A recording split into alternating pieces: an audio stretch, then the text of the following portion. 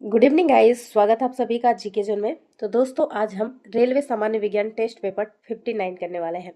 तो चलिए देखते हैं आज की वीडियो। और इससे जुड़े हुए अन्य वीडियो को देखना है तो स्पीडी साइंस नाम की प्लेलिस्ट बनी हुई है, उसमें जाकर वीडियो देख सकते हैं। तो चलिए देखते हैं पहला प्रश्न। रक्त में लाल रंग निम्नलिखित में से किसके कारण होता है? तो लाल रंग होता है हीमोग्लोबिन के कारण। आंसर क्या हो जाएगा? Option number B. शरीर में हीमोग्लोबिन का क्या कार्य है? तो ये ऑक्सीजन का परिवहन करता है। नेक्स्ट है, हीमोग्लोबिन किसका महत्वपूर्ण घटक है? तो आरबीसी का महत्वपूर्ण घटक है, यानी लाल रक्त कोशिकाओं का यह महत्वपूर्ण घटक है। हीमोग्लोबिन का क्या कार्य है? तो एक ही प्रश्न में एक ही सेट में देखिए कितने सारे प्रश्न घुमा फिरा कर पूछे जा रहे हैं। यानी आपको नहीं भी आता है तो आपको कंफर्म करा दिया जाएगा कि हीमोग्लोबिन का क्या कार्य है? ऑक्सीजन ले जाना, यानी प्रत्येक कोशिकाओं तक ऑक्सीजन को पहुंचाने का कार्य किसका है? हीमोग्लोबिन का कार्य है। नेक्स्ट है, निम्नलिखित में से किसकी सहायता से रक्त द्वारा ऑक्सीजन ले जाया जाता है? बताइए। पांचों के पांचों प्रश्न जो है हीमोग्लोबिन पे ही बेस्ट कर दिया गया है। तो इसमें थोड़ा ऑप्शन आपको अलग मिलेगा। क्या लिखा हुआ है? निम्नलिखित में से किसकी सहायता से रक्त में ऑक्सीजन ले जाया जाता है? तो आरबीसी की सहायता से। उसको हिंदी में क्या बोलते हैं? लोहित कोशिकाएं। नेक्स्ट है, मानव शरीर में भीतर खून निम्नलिखित में से किसकी उपस्थिति के कारण नहीं जमता है? तो हिपेरिन नाम के प्रोटीन के कारण जो है खून नहीं जमता है। आंसर क्या हो जाएगा? Option number B. और आपको नहीं याद आ रहा है तो कैसे याद कीजिएगा? हिपेरिन। देखिए, पेरिन में पैर ले लेते हैं, ठीक है। तो इंसान पैर से क्या करता है? चलता है, चलता है, एक जगह ठहरता नहीं है बल्कि चलते जाता है। तो पैरों की सहायता से चलते जाता है, यानी कि खून भी चलता रहेगा, जमेगा नहीं। ऐसे याद कर लीजिए, ठीक है। नेक्स्ट है, रुधिर में प्लाज्मा में निम्नलिखित में से किसके द्वारा एंटीबॉडी निर्मित होती है? एंटीबॉडी बनाना किसका कार्य है? लिम्फोसाइट का। नेक्स्ट है, आरबीसी कहाँ उत्पन्न होती है? तो लाल रक्त कोशिकाएं जो है अस्थि मज्जा यानी कि बोन मैरो में उत्सर्जित होती, यानी वहीं पे बनती है। नेक्स्ट है, जीव विज्ञान शब्द का प्रयोग सबसे पहले किसने किया था? जीव विज्ञान सबसे पहले किया है लैमार्क और ट्रेविरेनस ने। जीव विज्ञान के जनक कहते हैं अरस्तु को।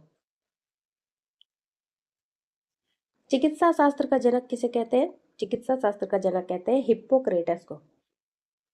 नेक्स्ट है, बॉटनी शब्द की उत्पत्ति किस भाषा के शब्द से हुई है? तो देखिए, बॉटनी लिखा है और हिंदी में, इंग्लिश में दे दिया बायोलॉजी।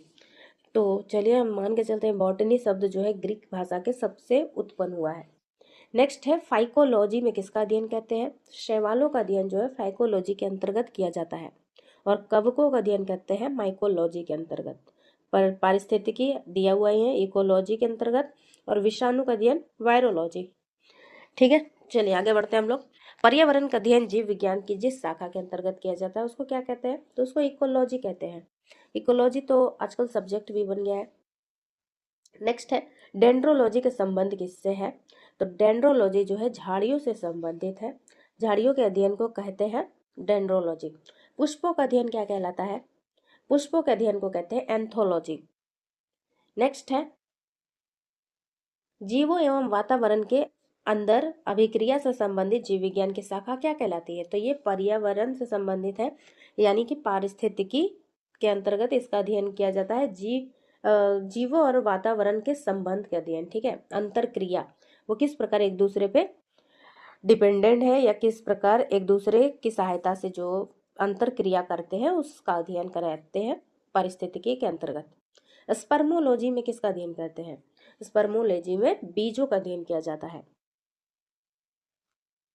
एग्रोस्टोलॉजी, एग्रोस्टोलॉजी में किसका अध्ययन किया जाता है? तो सुनकर ही घास सा फीलिंग हो रहा है मुझे, आई होप ऐसा ही लग रहा है मुझे, तो ये आंसर भी यही है, घासों का अध्ययन करते हैं एग्रोस्टोलॉजी के अंतर्गत। प्रकाश संश्लेषण के दौरान पैदा होने वाले ऑक्सीजन का स्रोत क्या है?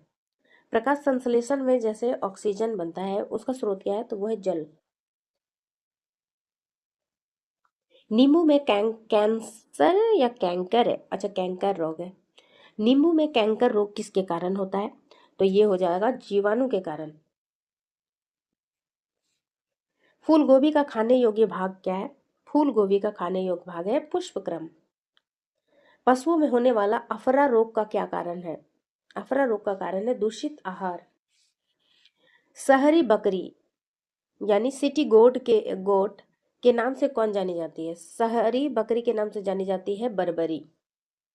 नेक्स्ट है गेहूं में खाने योग्य भाग कौन सा है, तो वो है भ्रूणपोष या बीज पत्र। ये दोनों में देखिए थोड़ा सिमिलर लगता है, तो इसका आंसर भ्रूणपोष होगा, ना कि बीज पत्र। ठीक है, भ्रूणपोष। गेहूं में खाने योग्य भाग क्या है, भ्रूणपोष है। नेक्स्ट है लीची का खाने योग्य भाग क्या है, ये एरिल है, ये बहुत बार पूछा जाता है। केल्विन स्केल पर कमरे का तापमान कितना होता है, यानी कि सामान्य तापमान कितना होता है, तो ये हो जाएगा 300 केल्विन। न्यूटन किसके बराबर है, एक न्यूटन बराबर होता है 10⁵ डाइन, यानी 10⁵ डाइन। ये कल वाले सेट में भी ये प्रश्न था। एमिनो अम्ल मिलते हैं, एमिनो अम्ल जो है प्रोटीन में मिलते हैं। पारा का यश क्या है, सिनोबार। नेक्स्ट है एक एवोगाद्रो संख्या किसके बराबर होती है, तो देखिए ये जो प्रश्न है इसका उत्तर पहले मैं बता दूं बी है। ठीक है, 6.022 इंटू 10⁻²3। और पिछले वीडियो में जो है ऑप्शन में दिया था 6.023 इंटू 10.23 था, इसको करेक्ट कर लीजिएगा। ठीक है, नेक्स्ट है पर्यावरण अजैव तत्व कौन सा है, पर्यावरण में अजैव तत्व कौन सा है, ये देख कर आप जान सकते हैं वनस्पति जीव है, यानी जीवित चीज है, जानवर भी। तो वायु जो है ये अजैव है। आंसर क्या है, ऑप्शन नंबर सी। जीन बने होते हैं डीएनए से। नेक्स्ट है सजीवता का उदाहरण क्या है, लाइकेन। आगे देखते हैं आंखों में दिखने वाला क्षुद्र ग्रह का क्या नाम है, ये आज का आखिरी प्रश्न है और इसका आंसर क्या है, ऑप्शन नंबर बी, चारवेस्टा।